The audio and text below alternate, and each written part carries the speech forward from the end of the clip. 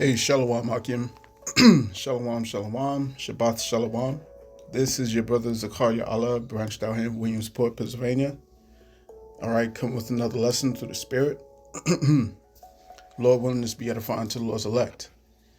And before I get started with this lesson, I want to give all our praise, honor, and glory unto our power, Yahweh, Bahashem, Yahweh Shai, Bahashem, Wachahakwadash. Double honors to the apostles and the elders of Great Millstone, of whom I've grown in this truth under. Shalom to the Akim out there that's pushing the truth, that's laboring in the word, and is pushing the gospel of the great kingdom that's soon to come. Shalom to the Akwath that's listening in, that's remaining true to the faith and remaining faithful and submissive to their husbands and guiding their children. And shalom to the hopeful elect of the 12 tribes and scattered abroad throughout the four corners of the earth. To you Israelite foreigners out there who live among the heathen and who look like those heathen nations, but your lineage goes back to the progenitors of the 12 tribes of the nation of Israel through the line of your fathers. All right, I want to say peace and blessings to you all. Barak Atham. All right, so the name of this lesson is Remember Athaliah. Embrace your role. All right, remember Athaliah. Embrace your role. And so in this lesson, all right, I want to go into a bit of history that I alluded to in yesterday's lesson and pretty much speak to how it parallels with much of today's behavior, which is prevalent in today's women, right? And, the title pretty much plays a bit on what Yahweh Shai had warned us of in the book of Luke, 17th chapter, 32nd verse, when he said, remember Lot's wife. All right.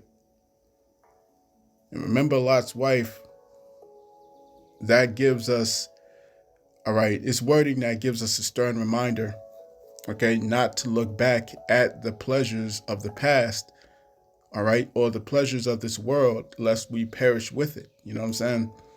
When you study the scriptures and what went down in Sodom and Gomorrah, you know what I'm saying? Why would she even think to look back when she was explicitly told not to look back? Why would she do that?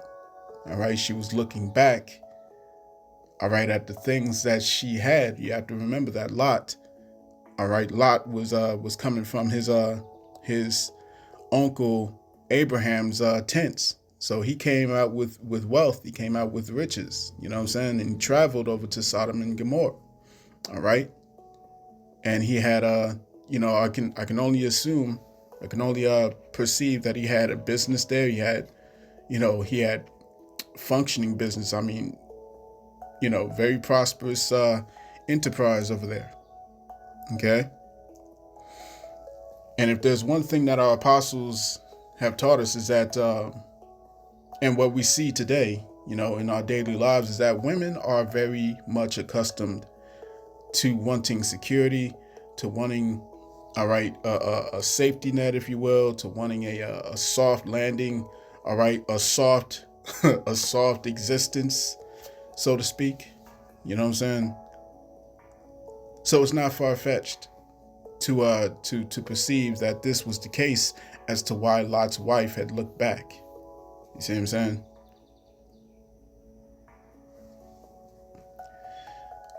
So, like I said, that warning that the Lord had gave to the church, all right, remember Lot's wife, that was a warning or a reminder, you know what I'm saying, not to fall into that snare. You know what I'm saying? Well, this lesson, however, is a stern reminder to you women specifically, not to usurp authority over men. All right. And that goes completely contrary to what you women were taught here under Esau's rulership. All right. Under the rule of this serpent, you were taught the complete opposite. You were taught, all right, you were taught to have your own, what they call autonomy. You know what I'm saying? Independence. All right. That's where the whole trope of strong and independent and I don't need no man comes into play. You see what I'm saying? It's It's a result of this conditioning that you've been placed under. All right. My dad had taught me a valuable lesson when I was a child, and he used to say, he said, "There's a place for everything, and everything in its place." All right. There's a place for everything, and everything in its place. Now, while that was a saying that he gave to my brother and I to help us, keep track of our toys, you know, nevertheless, it's a guiding principle that can be applied in terms of governance. You know what I'm saying? Governance of which we're about to come back into. You see what I'm saying? We, the Israelites, have been in the West for far too long. You see what I'm saying? Those of us who are in this captivity under Babylon the Great, we've been in the West for too long.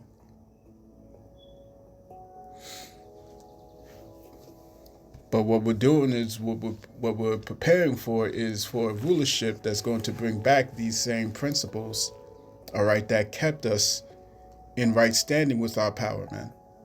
All right.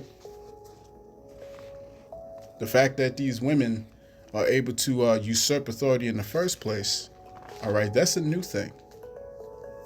See what I'm saying? That's not something that's always been a thing in the past. All right. Let's see if I can't find that precept real quick.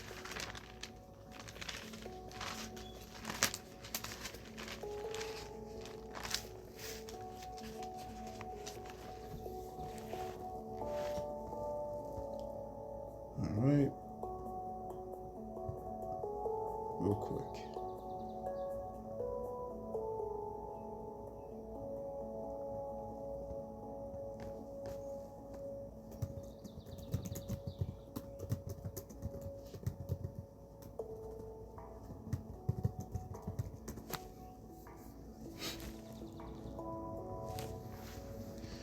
All right.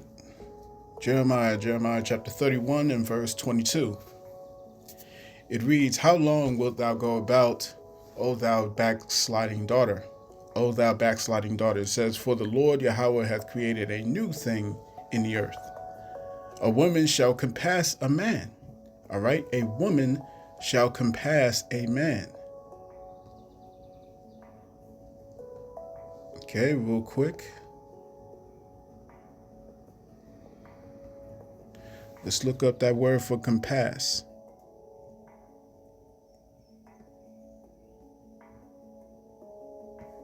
All right.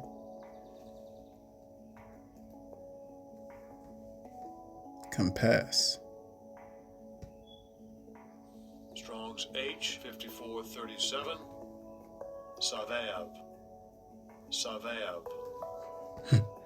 All right. And so that's going into the word for compass. All right. Shall compass. All right. So let's see. Strong's H 5437.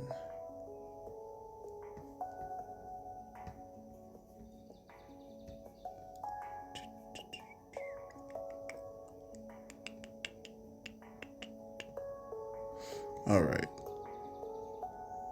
And it says to turn about or around or aside. All right. So to make a circuit, to make a round, to go around. All right. To encompass. You see what I'm saying? So this is a new thing. All right. A new thing that we're experiencing. A woman, all right, is compassing a man's authority. Okay. And now, as a result of this, what have we seen? All right, what have we seen in his wake? What have we seen happen to you women? Okay, has it been positive? Okay, many will say yes. Many will say yes. In the short term, it is. In the short term, it most certainly has benefited you women. You know what I'm saying? All right. But look at how things are after roughly 65 years. You see? A woman can only be as strong and as independent as Esau's sister will allow them to be. You know what I'm saying? And so now, where are women? Okay, women are in a position where they're no longer desired. Women are in a position where they're no longer being looked for. All right, being pursued, being honored, if you will. All right, women are no longer being honored. All right, and that is a result of their own doing. You see, the first thing that you women have to do when you come into this truth is you need to learn how to accept accountability, man. Okay, the same way we, the men, have to accept this accountability when we come to this truth and follow Yahweh Shai, you women have to accept that accountability in following your men. Okay, do not forget this order. All right, do not forget the order. Excuse me. The order is the Most High, Yahweh Shai, then man, then woman. You see? Then the children. All right, as a matter of fact, let me get that 1 Corinthians.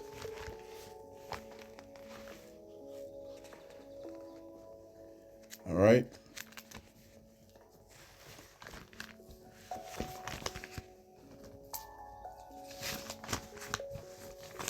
Let's go to 1 Corinthians chapter 11.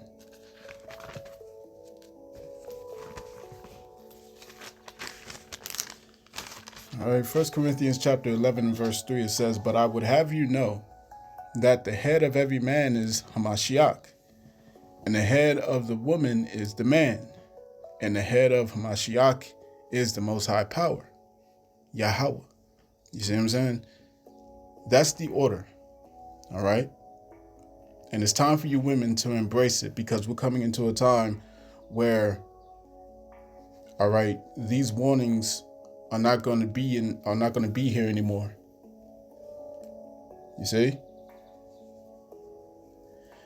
Verse 7, "For a man indeed ought not to cover his head, for as much as he is the image of and the glory of our power, but the woman is the glory of the man.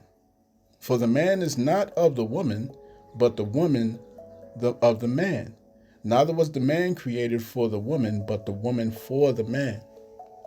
You see? So, like I said, man, you know, that saying that my dad used to tell me, all right, there's a place for everything, and everything in this place, it can be applied to governance, man. And this principle is represented throughout the scriptures. You know what I'm saying? All throughout the scriptures, man, from Miriam, the prophetess, in the first 5 books of Moses, to Deborah, the prophetess, in the book of Judges, to Hadassah in the book of Esther, under the rule of King Ahasuerus, also known as King Xerxes.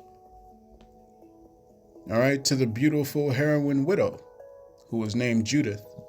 All right, in the book of Judith in the Apocrypha, who slew the general Holofernes, saving the Israelites from Bethulia. All right. So when you look at these women of old and you study them, you know what I'm saying? These women were excellent examples, all right, that women today can pattern themselves after. They were known for their natural beauty.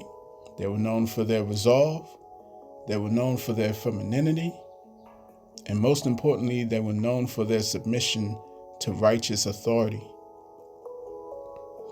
You know what I'm saying?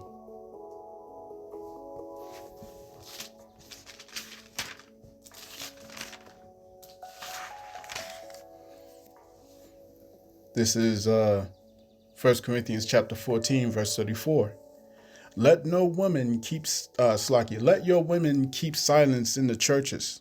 Let your women keep silence in the churches, for it is not permitted unto them to speak, but they are commanded to be under obedience, as also saith the law. And if they will learn anything, let them ask their husbands at home. For it is a shame for women to speak in the church. Verse 40. Let all things be done decently and in order. You see what I'm saying? So it says, no, that's it. That's it for that chapter. Let me get this precept real quick in Sirach. All right.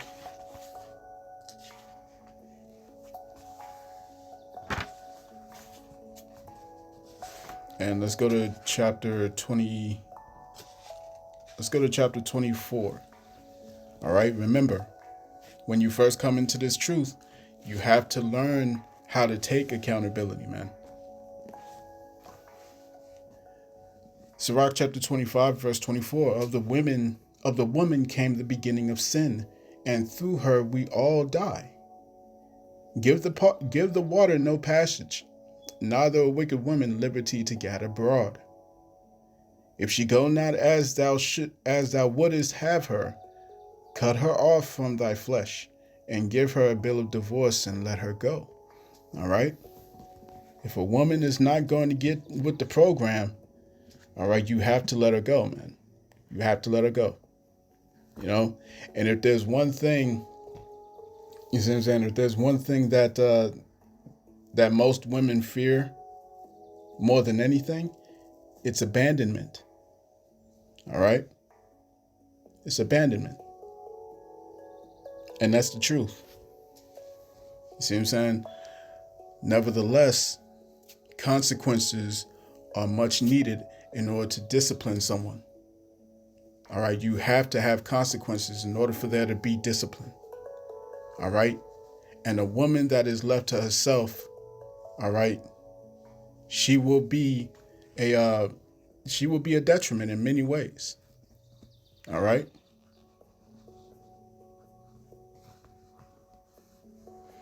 This is Sirach chapter 26 and verse 7. An evil wife is a yoke shaken to and fro. He that hath hold of her is as though he held a scorpion. All right, a scorpion. A drunken woman and a gatherer abroad causeth great anger, and she will not cover her own shame. You see? So as much as this isn't what, you know, women want to hear here in America, all right, aka Babylon the Great, it must be said. And the prophets are here to say it. You see what I'm saying? The prophets are here to let you know this and to give these warnings. When you look at the customs of our forefathers, man, all right, you know, there were no queens of of our kingdom. There was no queens. There was only princesses. There were only princesses amongst our women. Okay, women in the role of authority was never put in a position outside of unusual circumstances. You know what I'm saying? Outside of unusual circumstances, there were no queens. Such was the case of Queen Athaliah. You know what I'm saying? Queen Athaliah was that one and only queen within Israel. Right?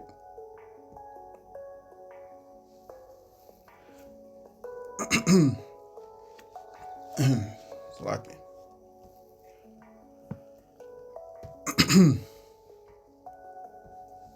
Let me see here. This is All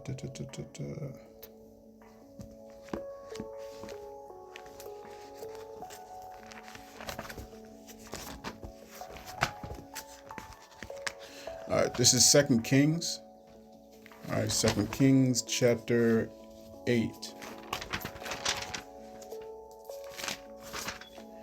All right, 2 Kings chapter 8, verse 26.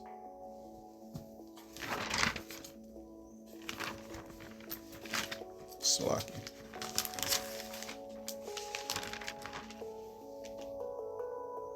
Khan.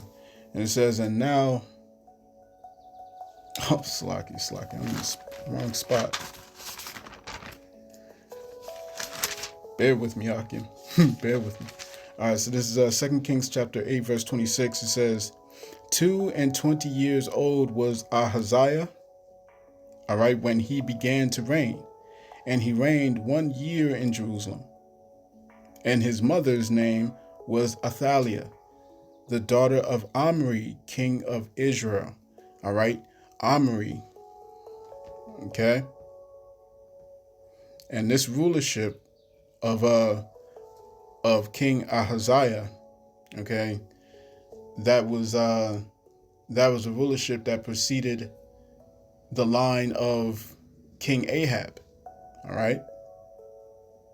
So if you read under the rule of King Ahab, under the house, you know what I'm saying, Athaliah had raised up her son to follow this way of King Ahab. You know what I'm saying? So again, 22 years old was Ahaziah when he began to reign. And he reigned 1 year in Jerusalem. And his mother's name was Athaliah, the daughter of Omri, king of Israel. And he walked in the way of the house of Ahab, and did evil in the sight of the Lord, as did the house of Ahab, for he was the son-in-law of the house of Ahab. All right. So his mother had taught him in the ways of King Ahab. You see what I'm saying? Slack. Bear with me real quick. All right, slack you for that. All right. All right, so where was I? What was I saying? What was I saying? All right. So there was no queens, all right, in Israel. There was no queens that had authority and all that stuff. You know what I'm saying? We had princesses, okay? And Queen Athaliah was the sole, she was the sole exception to this rule, all right? And as we're going to read, it was due to her own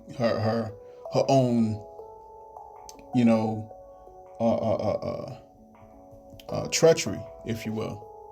You know what I'm saying? So due to her own treachery is how she became a queen. You see what I'm saying?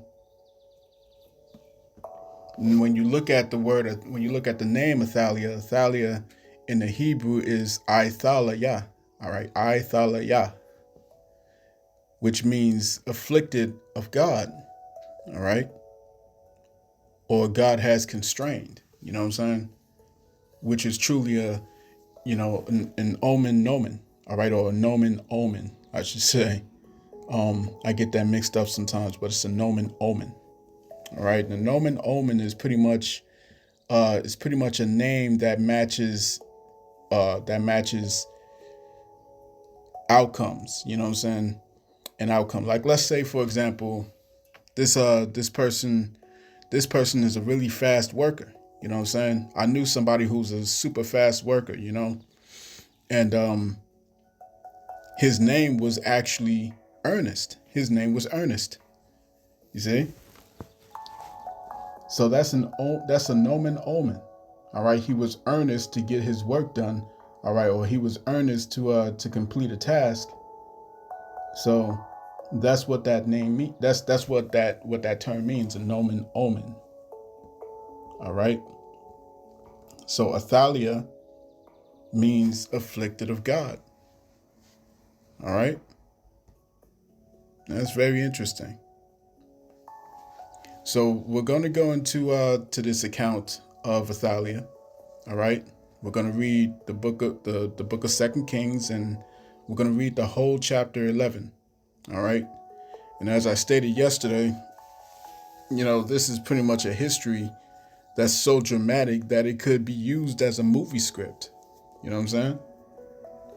So let's get it started, man. 2 Kings chapter 11, verse 1. And when Athaliah, the mother of Ahaziah, saw that her son was dead, she arose and destroyed all the seed royal.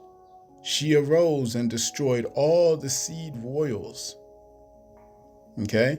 All the royal seeds. So she destroyed all the sons. You see what I'm saying? Now her son Ahaziah had reigned for only a year, and he was only 22 years old. All right, so he was a grown man. He was 22 years old. Okay? But then he died after a year. Okay, after a simple year reign.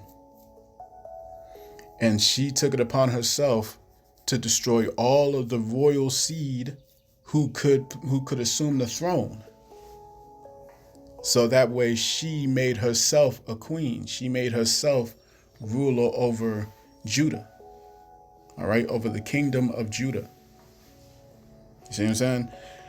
But Jehosheba, the daughter of King Joram, sister of Ahaziah. All right, so the sister of Ahaziah, the one that just died after a year reign, the sister who came from the same lineage as Ahaziah. All right, what did she do? She took Joash, the son of Ahaziah. So she took her nephew. And she saved him. All right. This chick was so wicked, she was about to kill her own grandson in order to assume the throne. Because she was destroying all the other nobles, all the other royals, I should say. She was destroying all the other royals. All right, and Jehosheba went and saved, all right, her own grandson from her. That's crazy work, man. You know what I'm saying? And it says she stole him from among the king's sons which were slain, and they hid him, even him and his nurse, in the bedchamber from Athaliah, so that he was not slain. And he was with her hid in the house of the Lord for 6 years. And Athaliah did reign over the land. All right. Athaliah reigned over the land, man. So you thinking about 6 years of this treacherous female, you know what I'm saying, doing the most in Judah. You see what I'm saying?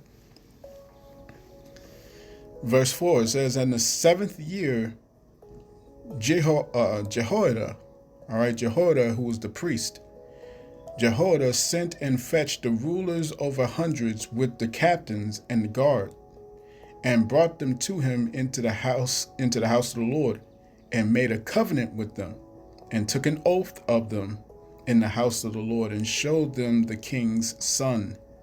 All right, the young boy that the sister of Ahaziah had took and kept safe. Okay? And he commanded them, saying, this is the thing that ye shall do. A third part of you that enter in on the Sabbath shall even be keepers of the watch of the king's house. And a third part shall be at the gate of Sur, and a third part at the gate behind the guards. So shall ye keep the watch of the house, that it be not broken down. So when all this, so this is the priest. He's gathering all the all the guardsmen. You know what I'm saying? He's gathering all the commanders. You know what I'm saying? Those that are loyal to the king. You know what I'm saying? To the crown. He's saying, all right, a third of you go over here, stationed over here for your watch. A third over here, stationed over here next to the gate. A third over there, stationed near the guardsmen.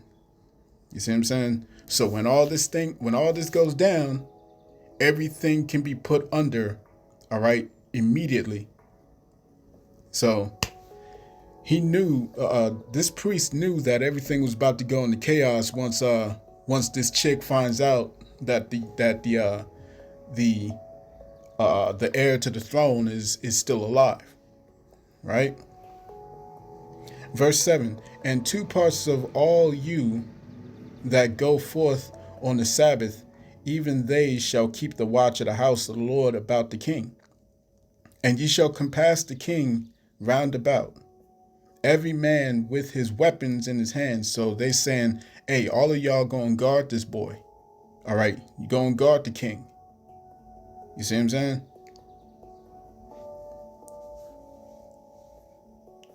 Continue, and it says, verse 8, and ye shall compass the king round about, every man with his weapon in his hand, and he that cometh within the ranges, let him be slain. So anybody come near this boy, you kill him. And be ye with the king as he goeth out and as he cometh in.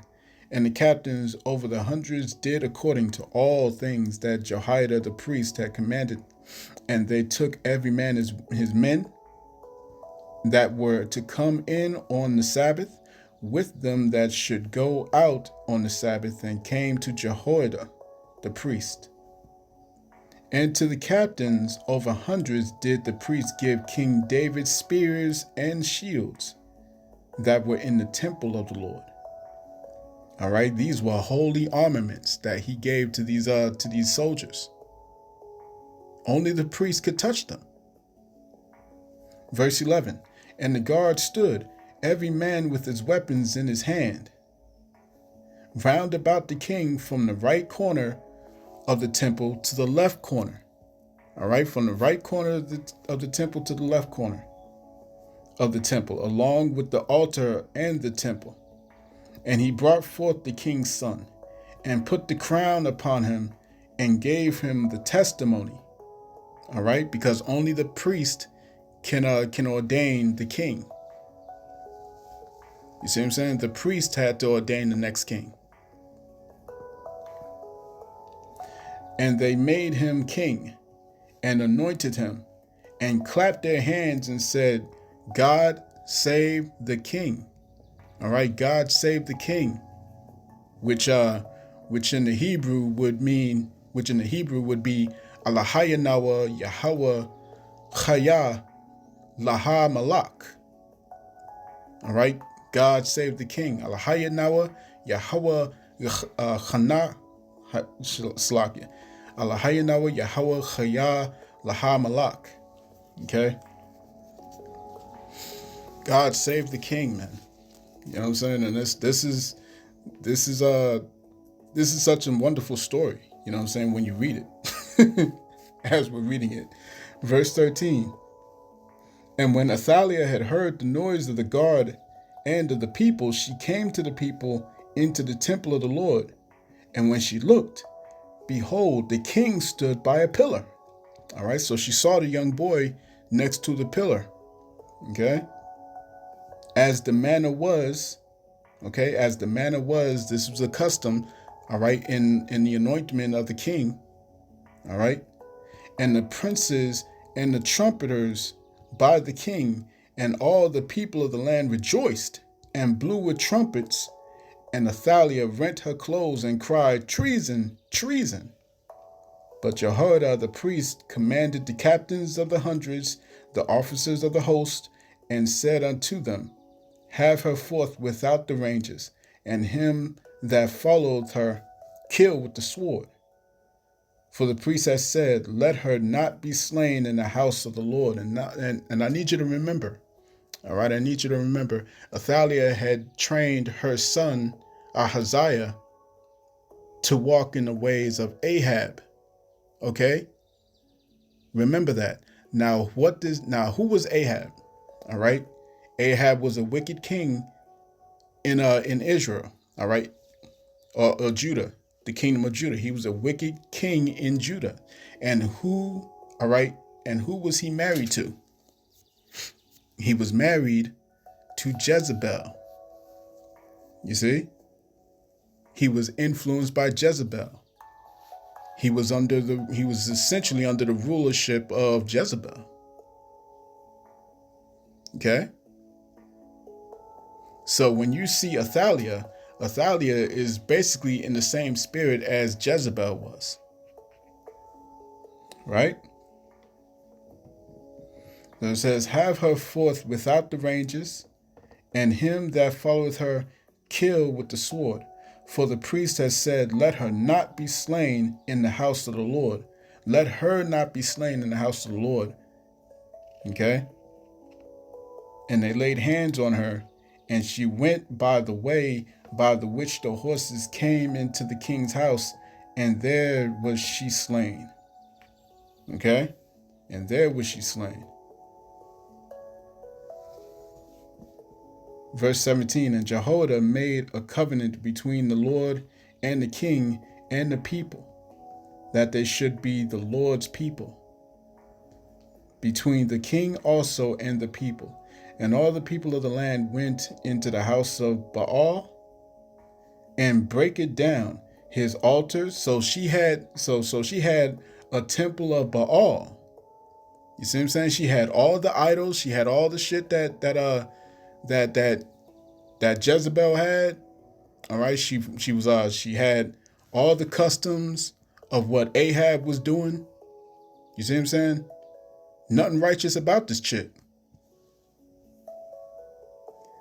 All right, it says, and they went into the house of Baal and break it down in the altars, his altars and his images, break they in pieces thoroughly, and slew Matan, the priest of Baal, before the altars. And the priest anointed officers over the house of the Lord. And he took the rulers over hundreds, and the captains and the guard, and all the people of the land. And they brought down the king from the house of the Lord, and came by the way of the gate of the guard to the king's house. And he sat on the throne of the kings. And all the people of the land rejoiced, and the city was in quietness. And they slew Athaliah with the sword beside the king's house. 7 years old was Joash when he began to reign. 7 years. A king that was 7 years old. So throughout those 6 years, what were they doing with this young boy? All right, they were training him in how to rule. You see what I'm saying? Now he did wrong, you know what I'm saying? But he also did right at the same time. He did right and he did wrong. You know what I'm saying? But nevertheless, all right, this makes for a great story, doesn't it? Okay? Makes for a great story. And so, pretty much, ladies, I want you to ask yourselves, how does this story relate to what you all see in today's world? All right? How does it relate? With the drama that's going down with the women today who are looked up to by the youth. You see what I'm saying? Women such as Cardi B, all right? And the latest madness that's going down with Meg Thee Stallion. You see what I'm saying? When you see the women who mentally castrate their sons and belittle their men, all right? Women who show little to no regard for masculine authority, all right? Ask yourselves the question and be honest with yourselves. How does this relate to today? You know what I'm saying?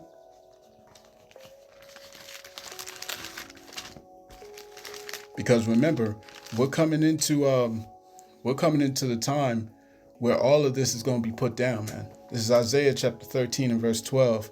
And I will make a man more precious than fine gold, even a man than the golden wedge of Ophir.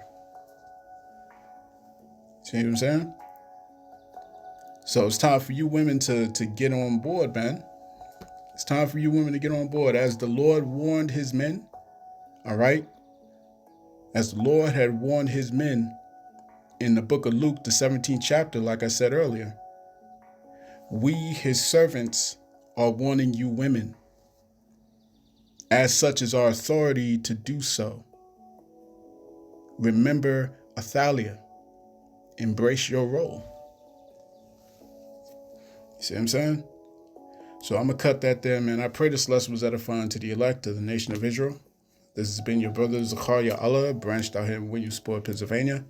In closing, I want to give all praise, honor, and glory unto Yahweh, Bahashem, Yahushai, Bahashem, Ruach Kodash. Double honors to the apostles and the elders of Great Millstone who rule well and who teach well. Peace and blessings to the hopeful elect. Shalom.